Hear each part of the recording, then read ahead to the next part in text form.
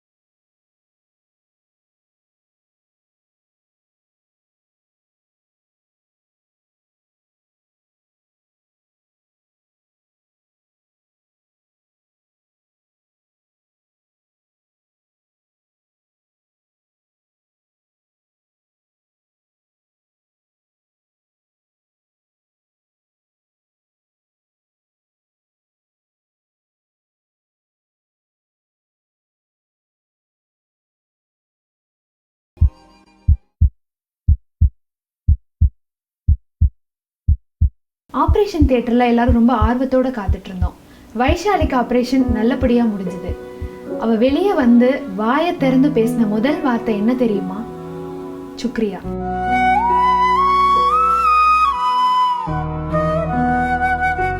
வைஷாலி வாய் வழியாக சாப்பிட ஆரம்பித்தாள். ஓராண்டாக வயிற்றில் பொருத்தப்பட்டிருந்த இரைப்பைக்கு செல்லும் டியூப் அகற்றப்பட்டது. நிறைய பேர் எங்ககிட்ட இந்த மாதிரி ட்ரீட்மெண்ட் வருவாங்க. எல்லாரும் பணக்காரங்க கிடையாது. ஸோ சில நீங்க நம்ம மனிதாபிமானத்தோடி நம்ம இலவசமா செய்தாங்க. குஜராத் அசோசியேஷன் அவங்களுக்கு தங்குறதுக்கு இடம் கொடுத்தாங்க, அவங்களுக்கு சாப்பாடு கொடுத்தாங்க.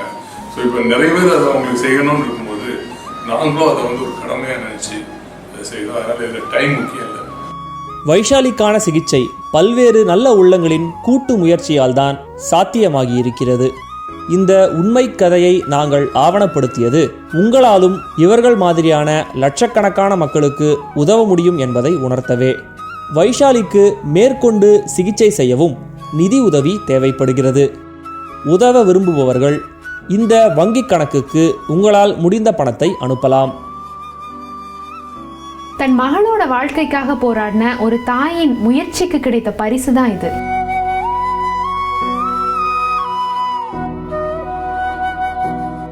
சொந்த ஊரான ராஜ்கோட்டுக்கு நன்றி பெருக்கோடு கிளம்பினார்கள் வைஷாலி குடும்பத்தினர். மீண்டும் கண் சிகிச்சைக்காக வைஷாலி வருவாள், பார்வை பெறுவாள் என நம்பிக்கையோடு சொல்லிவிட்டு சென்றார் வைஷாலியின் தாய். நாமும் நம்பிக்கையோடு காத்திருப்போம்.